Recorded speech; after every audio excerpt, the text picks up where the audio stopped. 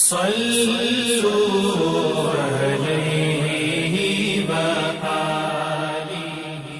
صحیح بخاری حدیث نمبر 41۔ حضور اکرم صلی اللہ علیہ وآلہ وسلم نے ارشاد فرمایا کہ جب ایک بندہ مسلمان ہو جائے اور اس کا اسلام عمدہ ہو، یقین و خلوص کے ساتھ ہو، تو اللہ اس کے گناہ کو جو اس نے اس اسلام لانے سے پہلے کیا معاف فرما دیتا ہے، اور اب اس کے بعد کے لیے بدلہ شروع ہو جاتا ہے، یعنی ایک نیکی کے عوض 10 گناہ سے لے کر 700 گناہ تک ثواب، اور ایک برائی کا اسی برائی کے مطابق بدلہ دیا جاتا ہے، مگر یہ کہ اللہ تعالیٰ اس برائی سے بھی درگزر کرے اور اسے بھی معاف فرما دے، یہ بھی اس کے لیے آسان ہے۔ صحیح بخاری حدیث نمبر 42۔ رسول اللہ صلی اللہ علیہ وسلم نے فرمایا کہ تم میں سے کوئی شخص جب اپنے اسلام کو عمدہ بنا لے، یعنی نفاق اور ریا سے پاک کر لے، تو ہر نیک کام جو وہ کرتا ہے اس کے عوض 10 سے لے کر 700 گناہ تک نیکیاں لکھی جاتی ہیں، اور ہر برا کام جو کرتا ہے تو وہ اتنا ہی لکھا جاتا ہے جتنا کہ اس نے کیا ہے۔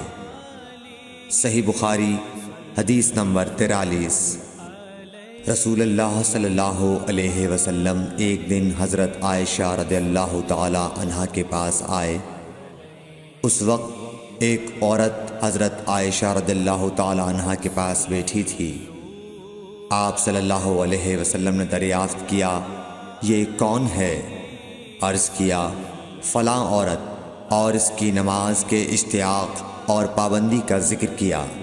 آپ صلی اللہ علیہ وسلم نے فرمایا، ٹھہر جاؤ، سن لو کہ تم پر اتنا ہی عمل واجب ہے جتنے عمل کی تمہارے اندر طاقت ہے۔ اللہ کی قسم، ثواب دینے سے اللہ نہیں اکتاتا، مگر تم عمل کرتے کرتے اکتا جاؤ گے، اور اللہ کو دین کا وہی عمل زیادہ پسند ہے جس کی ہمیشہ پابندی کی جا سکے، اور انسان بغیر اکتائے اسے انجام دے۔ صحیح بخاری حدیث نمبر 44۔ رسول اللہ صلی اللہ علیہ وسلم نے فرمایا، جس شخص نے لا الہ الا اللہ کہہ لیا اور اس کے دل میں جو برابر بھی ایمان ہے، تو وہ ایک نہ ایک دن دوزخ سے ضرور نکلے گا، اور دوزخ سے وہ شخص بھی ضرور نکلے گا جس نے کلمہ پڑھا اور اس کے دل میں گیہوں کے دانے برابر خیر ہے، اور دوزخ سے وہ بھی نکلے گا جس نے کلمہ پڑھا اور اس کے دل میں ایک ذرہ برابر بھی خیر ہے۔ صحیح بخاری حدیث نمبر 45۔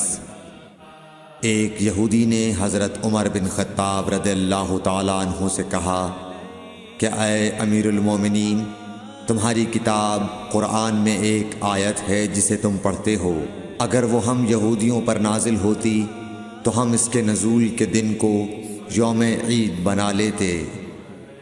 آپ نے پوچھا وہ کون سی آیت ہے؟ اس نے جواب دیا، سورہ مائدہ کی یہ آیت کہ آج میں نے تمہارے دین کو مکمل کر دیا اور اپنی نعمت تم پر تمام کر دی اور تمہارے لیے دین اسلام پسند کیا۔ حضرت عمر رضی اللہ تعالی عنہ نے فرمایا کہ ہم اس دن اور اس مقام کو خوب جانتے ہیں۔ جب یہ آیت رسول اللہ صلی اللہ علیہ وسلم پر نازل ہوئی، اس وقت آپ صلی اللہ علیہ وسلم عرفات میں جمعے کے دن کھڑے ہوئے تھے۔ صحیح بخاری حدیث نمبر 46۔ طلحہ بن عبید اللہ کہتے تھے کہ نجد والوں میں سے ایک شخص حضرت صلی اللہ علیہ وسلم کے پاس آیا، سر پریشان یعنی بال بکھرے ہوئے تھے۔ ہم اس کی آواز کی بن بناہٹ سنتے تھے اور ہم سمجھ نہیں پا رہے تھے کہ وہ کیا کہہ رہا ہے، یہاں تک کہ وہ نزدیک آن پہنچا جب معلوم ہوا کہ وہ اسلام کے بارے میں پوچھ رہا ہے۔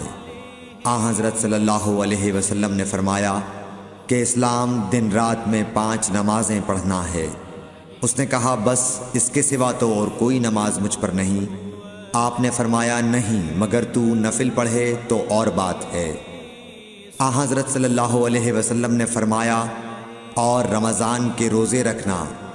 اس نے کہا اور تو کوئی روزہ مجھ پر نہیں ہے؟ آپ نے فرمایا نہیں، مگر تو نفل روزے رکھے تو اور بات ہے۔ طلحہ نے کہا اور آن حضرت صلی اللہ علیہ وسلم نے اس زکوٰۃ کا بیان کیا۔ وہ کہنے لگا کہ بس اور کوئی صدقہ مجھ پر نہیں ہے؟ آپ نے فرمایا نہیں، مگر یہ کہ تو نفل صدقہ دے تو اور بات ہے۔ پھر وہ شخص پیٹھ موڑ کر چلا گیا، یوں کہتا جاتا تھا قسم خدا کی میں نہ اس سے بڑھاؤں گا نہ گھٹاؤں گا۔ آن حضرت صلی اللہ علیہ وسلم نے فرمایا اگر یہ سچا ہے تو اپنی مراد کو پہنچ گیا۔ صحیح بخاری حدیث نمبر 47۔ آن حضرت صلی اللہ علیہ وسلم نے فرمایا جو کوئی ایمان رکھ کر اور ثواب کی نیت سے کسی مسلمان کے جنازے کے ساتھ جائے اور نماز اور دفن سے فراغت ہونے تک اس کے ساتھ رہے تو وہ 2 قیرات ثواب لے کر لوٹے گا۔ ہر قیرات اتنا بڑا ہوگا جیسے احد کا پہاڑ۔ اور جو شخص جنازے پر نماز پڑھ کر دفن سے پہلے لوٹ جائے تو وہ 1 قیرات ثواب لے کر لوٹے گا۔ صحیح بخاری حدیث نمبر 48۔ آن حضرت صلی اللہ علیہ وسلم نے فرمایا کہ مسلمان کو گالی دینے سے آدمی فاسق ہو جاتا ہے اور مسلمان سے لڑنا کفر ہے۔ صحیح بخاری حدیث نمبر 49۔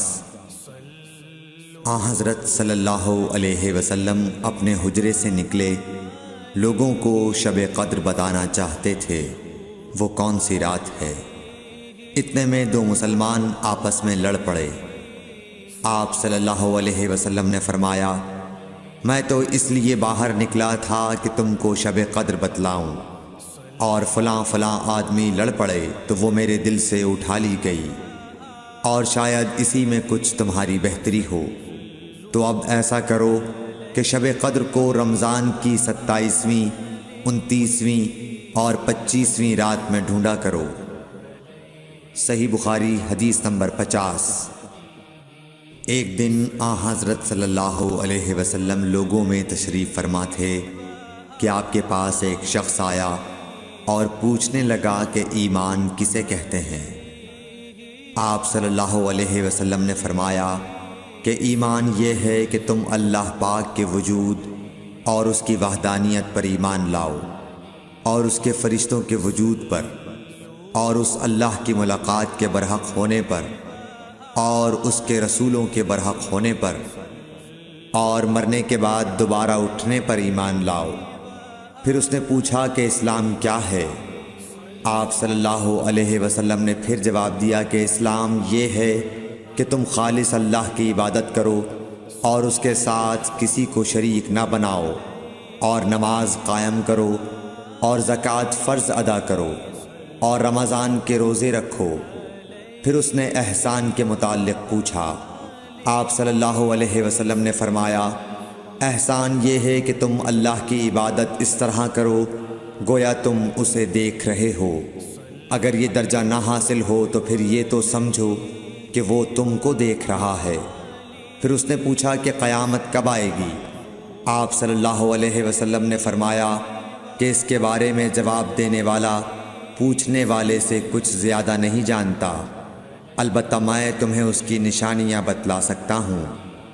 وہ یہ ہیں کہ جب لونڈی اپنے آقا کو جنے گی، اور جب سیاہ اونٹوں کے چرانے والے دیہاتی لوگ ترقی کرتے کرتے مکانات کی تعمیر میں ایک دوسرے سے بازی لے جانے کی کوشش کریں گے، یاد رکھو قیامت کا علم ان 5 چیزوں میں ہے جن کو اللہ کے سوا کوئی نہیں جانتا۔ پھر آپ صلی اللہ علیہ وسلم نے یہ آیت پڑھی کہ اللہ ہی کو قیامت کا علم ہے کہ وہ کب ہوگی۔ پھر وہ پوچھنے والا پیٹھ پھیر کر جانے لگا۔ آپ نے فرمایا کہ اسے واپس بلا کر لاؤ۔ لوگ دوڑ پڑے مگر وہ کہیں نظر نہیں آیا۔ آپ صلی اللہ علیہ وسلم نے فرمایا کہ یہ جبرائیل علیہ السلام تھے جو لوگوں کو ان کا دین سکھانے آئے تھے۔ Thanks for watching. Don't forget to like, comment, share and subscribe to